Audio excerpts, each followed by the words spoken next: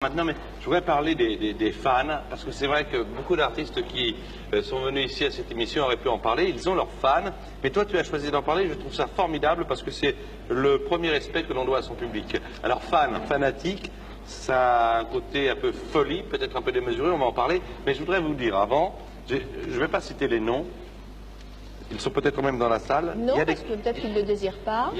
Non, je ne citerai pas les noms, il y a des cahiers de fans, alors regardez. Regardez, je vais lire une phrase, je voudrais que vous la regardiez, enfin, un petit peu de cette page. Je commence ce cahier, très banal comme début, n'est-ce pas? Tiens, c'est vrai, ce soir, il y a Michel à Sabatier. Youpi. Je suppose que c'était il y a quelque temps. Oui. Hier matin, j'ai hurlé de joie en allant chercher mon courrier. Pourquoi? Parce qu'il y avait une lettre de ma petite Babou. C'est toi? Oui. Tu t'appelles Babou? Eh ben, oui, c'est un surnom qu'on me donnait quand j'étais petite. Alors, ma petite Babou chérie, adorée, que j'aime à la folie. Tu ne peux imaginer la joie que j'ai éprouvée en lisant ce superbe mot qui me donnera la pêche pour un bon moment. Tu es vraiment génial, je t'aime, je t'adore, c'est fou comme je t'aime. Puis alors, il y en a des pages entières, hein, regardez, il y en a des pages entières, et puis elles racontent leur vie. Mais je continue, parce que je trouve ça fantastique, moi, quand même. Tenez, regardez, je ne vous mens pas, parce qu'il faut absolument, et je remercie France de nous avoir prêté ce cahier, je ne crois pas que ce soit une trahison, loin de là. Mardi 7 octobre 1986, 19h41. Je reprends aujourd'hui mon monologue pour te dire qu'il pleut dans ma tête. Je suis triste, mais je ne sais pas bien pourquoi. Tu me manques, tout va mal. Dans 2 jours, c'est ton anniversaire. J'ai décidé de t'envoyer des fleurs cette année. Ça change un peu des cartes, c'est joli et ça fait plaisir. J'espère que tu les as bien reçues parce que j'ai donné l'adresse, etc., etc. Elle raconte tout ce qui lui est arrivé.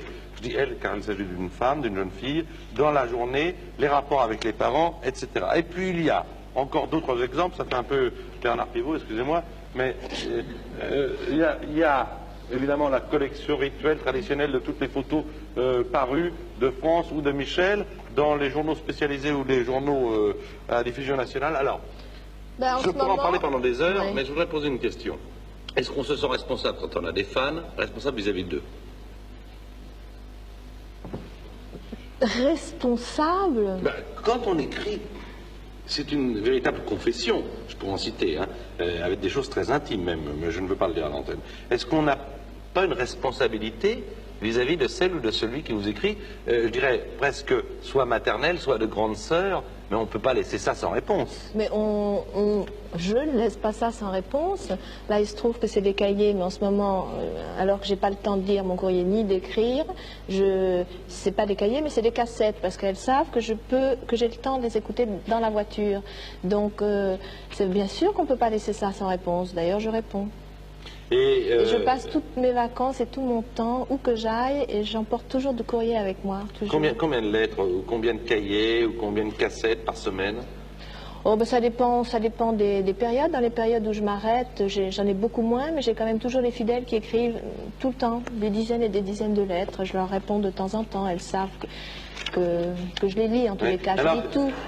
Quand il y a cette phrase, comment doit-on l'interpréter? Tu es vraiment génial, je t'aime, je t'adore, c'est fou comme je t'aime. On sent que là, tu es le bon Dieu. Oui, mais moi je trouve ça extraordinaire de recevoir tous ces cahiers, toutes ces lettres, parce que c'est ma façon à moi de rentrer dans leur univers, et moi c'est ce que j'aime dans la vie, c'est rencontrer des gens, faire connaissance avec les gens. Donc comme je ne peux pas rencontrer tout le monde, à travers ces longues lettres, j'arrive à rentrer dans leur univers, parce qu'elles me racontent absolument tout. Elles se confient à moi plus qu'elles ne le feraient avec leur mère ou leur sœur. Évidemment, il y a des détails, je dirais, physiques. Et ça m'intéresse de savoir comment elles vivent, ce qu'elles ressentent, pourquoi elles sont tristes, leurs angoisses. J'aime bien. Ces fans cherchent en toi non seulement une réponse, mais une aide, une compréhension. Et on dirait que cette compréhension, ils ne peuvent absolument pas l'obtenir de leur entourage traditionnel. Il y a des milliers, des millions de parents qui nous regardent. Il y a des millions d'enfants qui nous regardent, ou d'adolescents, qui écrivent, si ce n'est à France Gall, à d'autres personnes. On dirait que c'est un besoin d'évasion. C'est un âge où on communique peu ou mal, et on ressent toujours cette énorme solitude à travers toutes ces lettres. C'est ça le grand mal du siècle. Quand tu avais 15 ans, tu écrivais à quelqu'un? Je ne me souviens pas, non, avoir écrit à quelqu'un, non. Non, tu n'étais fan de Mais à personne. 15 ans, moi, j'ai commencé à chanter. J'étais de l'autre côté de la barrière. Donc, j'avais déjà une vie d'adulte et... Est-ce que les fans ont un point commun entre eux? Ils ont un point commun entre eux, c'est que ce sont des gens qui ne m'entendent pas seulement, mais qui m'écoutent. Et quand je me retrouve avec eux dans une salle, il se passe quelque chose d'extraordinaire, c'est qu'il y a entre des milliers de personnes et moi une complicité absolue. Mais est-ce qu'on peut savoir d'où ils viennent, où ils habitent? Bien sûr, Et moi je le sais. Et est-ce que ça a un point commun? Est-ce qu'ils habitent plus la province que Paris? Est-ce que Non. leurs parents ont des professions qui sont analogues? Oui, c'est vraiment des gens dans tous les milieux, de toutes les villes de province, de Paris, et qui se retrouvent. Et puis ils correspondent entre eux aussi, quand ils savent que... Donc ils s'échangent des lettres. Non, mais ce qui est bien, c'est qu'ils correspondent entre eux, donc ça leur fait des amis, ça leur permet de parler à quelqu'un et de se retrouver. Ça, c'est bien. Moi, je repose la première question, parce que tu ne m'y as pas répondu. Quand on est France Gall et qu'on reçoit Je suis comme les hommes politiques, qui reçoivent peut-être aussi des lettres de fans, il doit y en avoir bien sûr, est-ce qu'on se sent responsable? Est-ce qu'on se dit, par exemple, ça veut dire que si un jour tu dis, c'est terminé, moi j'arrête de chanter, c'est terminé. Il y a des milliers de cahiers qui vont aller à la poubelle. Il y a des milliers à la poubelle, non. Non, mais à la poubelle, je dirais à la poubelle du cœur, qui vont être des personnes qui vont être déçues. Aller plus là. Ben c'est vrai que ce qu'ils attendent, c'est un album et qu'ils vivent 2 ou 3 ans sur un album. Là, ils sont contents parce que je viens d'en sortir un. Est-ce qu'un fan peut juger en disant, tiens, celui-ci, il est moins bien que l'autre? Absolument. Puis alors, il s'empêche pas de me dire ce qu'il pense, non? Absolument. Non, c'est pas seulement je tartine. C'est pas simplement je t'aime, je t'adore, t'es génial, mon amour. Non, absolument pas, non. Est-ce qu'aujourd'hui, une femme qui n'a pas 40 ans pourrait écrire une lettre de fan à un homme, à quelqu'un ou à une autre femme en disant je vous admire? Peut-être avec d'autres mots, mais avec la même démarche. Eh bien moi, c'est un petit peu faux ce que j'ai dit tout à l'heure quand il m'a demandé si je n'avais pas écrit de lettre de fan. C'est vrai qu'à 15-16 ans, je n'ai pas écrit de lettre de fan, mais quand je rencontre quelqu'un que j'aime, que ce soit dans un restaurant ou dans la rue, je l'arrête, je l'aborde et je lui dis. Et c'est comme ça, par exemple, qu'un jour, dans un restaurant, il y avait Brigitte Bardot, je l'aime beaucoup. Je trouve qu'on a des tas de points communs et je l'aime beaucoup, cette femme. Et puis aussi cette solitude qu'elle a maintenant, elle a arrêté son métier, puis bon. Donc je lui ai envoyé un petit mot en lui disant que je l'aimais, j'avais vu une émission sur elle où elle m'avait en même temps fait pleurer, en même temps fait rire. Et je lui expliquais que je l'admirais et que je l'aimais depuis toujours. Et elle est venue vers moi et elle m'a embrassée. Et je trouve que j'ai eu raison de le faire. Et je trouve qu'il faut aller et dire aux gens quand on les aime. Et quand je marche dans la rue et quelqu'un m'arrête ou quand je suis en voiture, qu'on me fait un petit signe, c'est merveilleux. On se dit c'est merveilleux de faire ce métier-là et de... La chanson qui va suivre, ça pourrait être une définition d'un fan, puisqu'elle s'intitule « C'est bon que tu sois là ». Quand c'est dur quelquefois, ces images et ces drames qu'on ne connaissait pas et qui peuplent nos rêves en nous tombant dessus,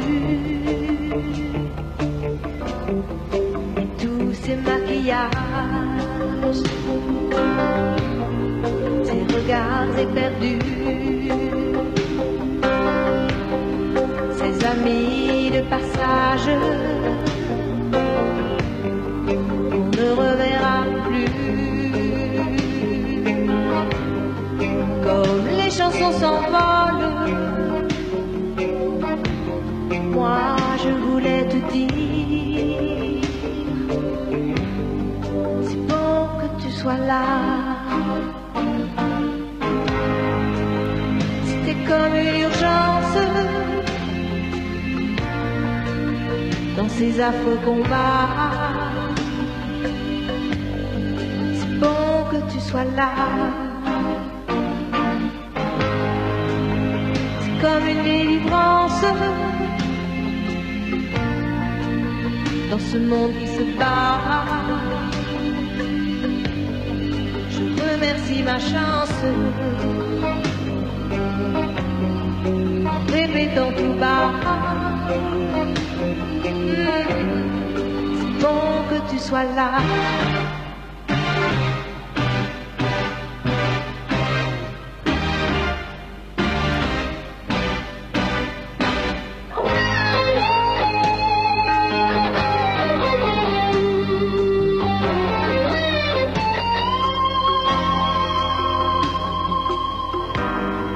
Mais qu'est-ce qu'on nous demande?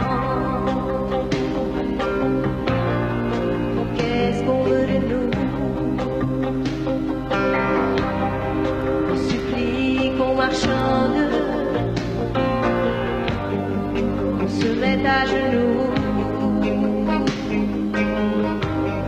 comme les chansons s'effacent. Moi je voulais te dire, c'est bon que tu sois là.